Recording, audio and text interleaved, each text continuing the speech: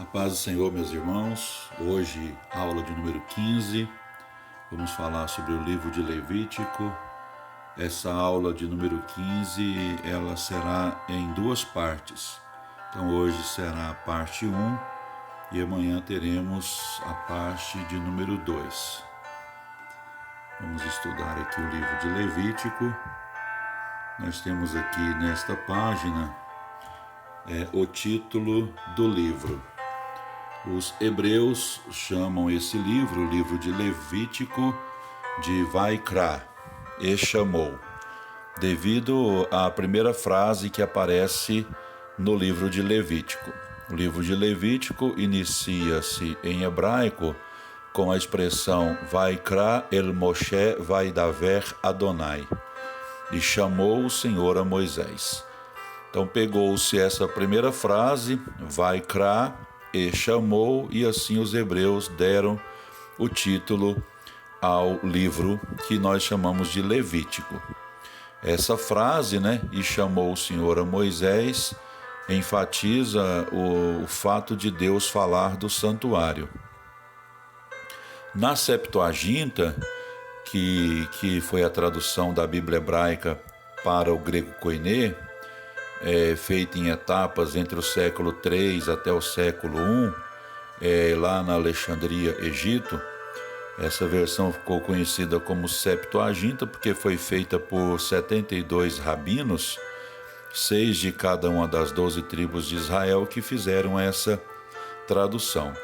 Então, nesta Septuaginta, essa tradução da Bíblia hebraica para o idioma grego, esse livro passou a se chamar de Levítico. Lá no grego, Leuítikon, que dá ênfase ao trabalho sacerdotal. O livro de Levítico, ele era um manual para o uso dos sacerdotes. Conforme os irmãos estão observando aí nesta página, nós temos aí a figura do sumo sacerdote, nesta roupa aí mais complexa, E do lado direito, bem na ponta, aí nós temos a figura do sacerdote, uma roupa mais simples, A roupa do sumo sacerdote era composta de mitra, pedra de ônix, o éfode, o peitoral, o tumim, o urim, que ficavam dentro do peitoral, o cinturão, a túnica azul e a túnica branca. Vejam que é uma roupa bem complexa, Bem cheia de detalhes. Enquanto que a do levita, ou do sacerdote, era composta basicamente de 3 peças, A mitra, a túnica e o cinturão.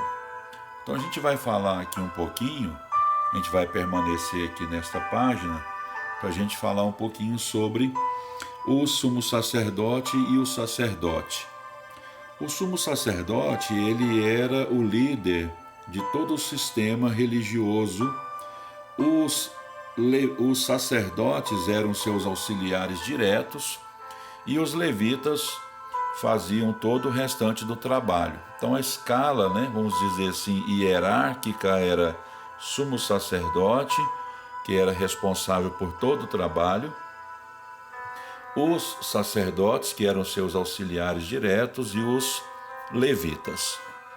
Então a separação dos sacerdotes, se dava da seguinte maneira, nos seguintes aspectos, Os sacerdotes, eles serviam a Deus, enquanto que os levitas serviam aos sacerdotes. Os sacerdotes deviam ser parentes do sumo sacerdote e vestirem, conforme essa veste que vocês estão observando aqui nessa foto. Os sacerdotes eram constituídos para trabalhar em favor dos homens naquelas coisas que pertencem a Deus. Bom, na consagração dos sacerdotes, os sacerdotes não consagravam a si mesmos, mas eles eram consagrados por outrem. Os primeiros sacerdotes, foram consagrados por Moisés. Os sacerdotes tinham de ser lavados com água no dia da sua consagração, que era um símbolo de uma vida de pureza moral e de santidade. A unção do sacerdote no dia da sua consagração, no dia da sua separação, indicava que ele devia estar cheio do Espírito de Deus para a edificação do povo e para a alegria do povo, conforme está lá em Levítico 10 e 7. Então nós temos aqui, vamos fazer aqui uma breve análise, passar aqui bem rapidamente sobre a questão dos aspectos da veste do sumo sacerdote. Então, as roupas do sumo sacerdote eram roupas bem elaboradas, porque apontavam, como para ele como representante de Deus, e tipologicamente apontam para a justiça de Cristo, conforme Apocalipse 19 e versículo 8. Então vamos observar aí a primeira peça a ser analisada aqui é a túnica, que era uma peça interior de linho fino, representando o evangelho, que não pode ser repartido ou fragmentado. Essa era uma peça única, usada no interior de toda essa vestimenta. A outra peça dessa vestimenta era o manto do éfode, ou sobrepeliz, que era uma peça curta, feita em azul, possuía uma abertura para a cabeça e era bordada com romãs em azul, púrpura e carmesim. Havia campainhas de ouro entre uma romã e outra, indicando adoração e frutificação. E a gente pode observar aqui nesse manto do éfode que ela era uma peça bem colorida, um azul bem chamativo, justamente para indicar aí a ligação, do sumo sacerdote com Deus. Aqui nós temos a estola ou o éfode, que fazia parte também desta vestimenta, que essa peça ela dividia-se em duas partes, frente e costas.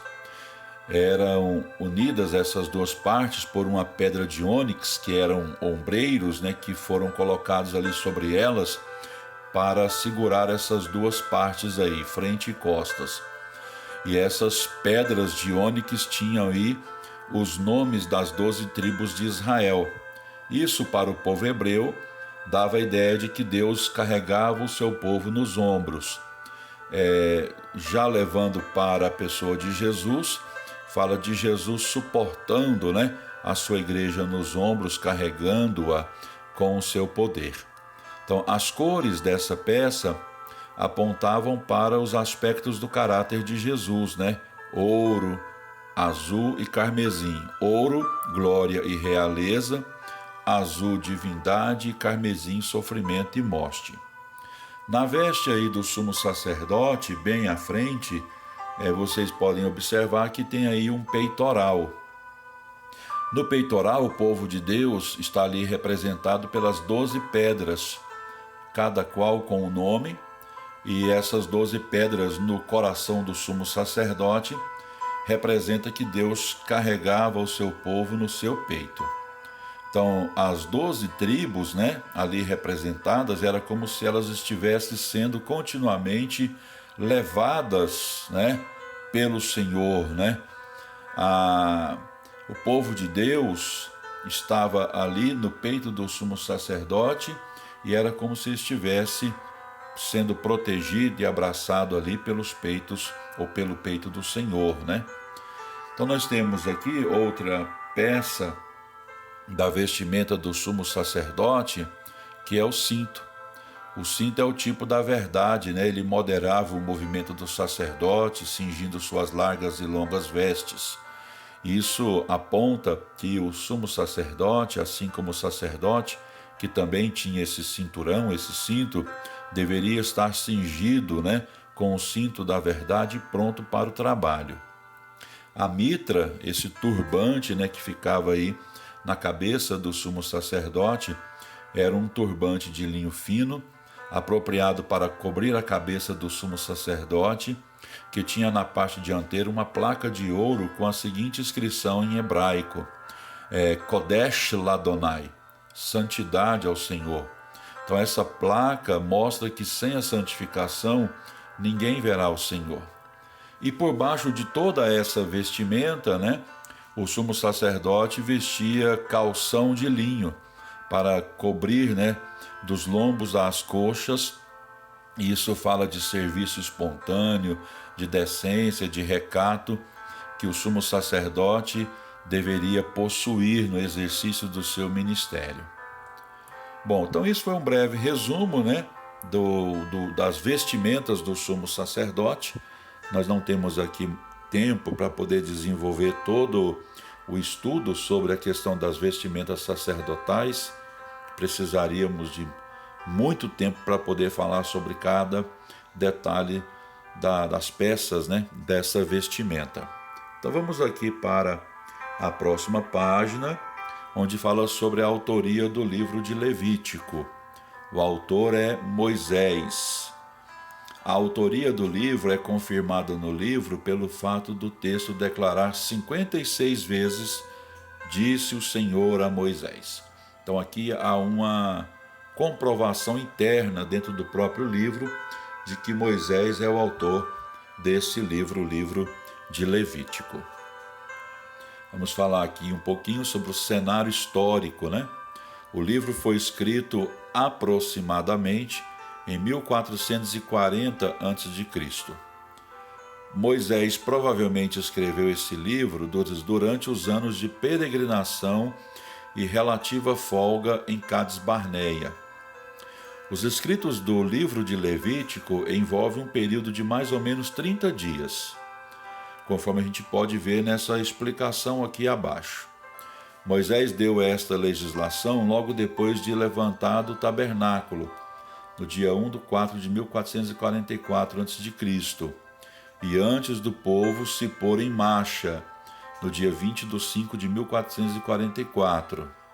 Como os últimos 20 dias do mês 5 de 1444 foram dedicados ao censo, aquele recenseamento do povo hebreu que tinha por finalidade contar todos os homens que pudessem servir no exército, de 20 anos para cima, conforme se vê em Números 1, de 1 a 3, os acontecimentos de Levítico ocorreram nos 30 dias do mês de março ou abril, o mês Abib do mês hebraico. Então, durante esse tempo, os israelitas celebraram durante 7 dias o primeiro aniversário da Páscoa e do Êxodo. Então, pegando todos esses eventos, fazendo-se um cálculo, chega-se a esse cálculo de que o livro de Levítico foi escrito num período aí de mais ou menos 30 dias. Nós temos aqui o cenário religioso do livro de Levítico. Recém-saídos do Egito, os israelitas passaram o primeiro ano nas montanhas desertas do Sinai. Os teólogos chamam esse ano de ano teológico, pois nele o povo recebeu uma grande quantidade de orientações religiosas. Havendo recebido a lei e o tabernáculo, precisavam de instruções acerca do culto do santuário e de uma vida de santidade. Levítico provê essa instrução, especialmente para o ministério dos sacerdotes. Em Levítico, a palavra santo aparece 93 vezes, e o termo expiação, que significa cobrir, expiar, reconciliar, pacificar, e aqui no livro de Levítico, a expiação, a reconciliação, a pacificação, se dava através do sacrifício de um animal para poder cobrir o pecado. Esse termo expiação ocorre 51 vezes no livro de Levítico. Nós temos nessa outra página aqui a relação do livro de Levítico com os outros livros do Pentateuco. Então, enquanto os outros livros do Pentateuco tratam mais de história, Levítico refere-se quase somente acerca de leis, exceto os capítulos 8, 9 e 10. A sua legislação ela é primordialmente sobre ritos religiosos. Enquanto Levítico trata da organização espiritual, da organização do culto, Êxodo e Números tratam da organização civil, social e militar do povo hebreu. A frase-chave do livro de Levítico é Kedoshim Tiriu Ki Kadosh Ani Adonai Elohechem. Santo sereis, porque eu, o Senhor vosso Deus, sou santo. Então essa é a frase principal, a frase-chave do livro, porque nesta frase Deus mostra que todas as leis, levíticas, sacerdotais, cultuais que Ele está dando para o povo e para que o sacerdote se regesse através dessas leis, é para que o povo fosse separado, fosse reservado para Ele.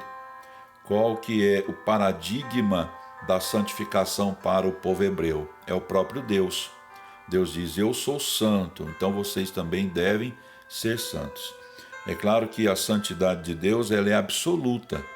Ninguém consegue alcançar esse padrão de santidade de Deus. Mas Deus coloca o padrão lá em cima, O padrão no seu grau máximo, que é Ele mesmo, para que as pessoas busquem, viver dentro deste padrão, que é a santidade de Deus. Então a palavra santo, kadosh no hebraico, significa reservado para o Senhor. É isso que Deus exige aqui nesse livro de Levítico, nesse manual de instrução sacerdotal levítico, para que o povo vivesse conforme o desejo de Deus, que é uma vida de santidade. E por último, para nós terminarmos aqui essa primeira parte desta aula 1 do livro de Levítico, temos aqui o objetivo do livro de Levítico: convocar o povo de Deus para a santidade pessoal. Os muitos rituais são usados como auxiliares visuais para retratar o Senhor como Deus Santo e para enfatizar que a comunhão com o Senhor deve ser na base da expiação pelo pecado e vida obediente. Então, na próxima aula, na aula de número 2, na segunda parte desta aula, vamos ver sobre as contribuições singulares do livro de Levítico. Então, que Deus abençoe os irmãos e teremos aqui depois a continuação desta aula. Muito obrigado, fiquem com Deus.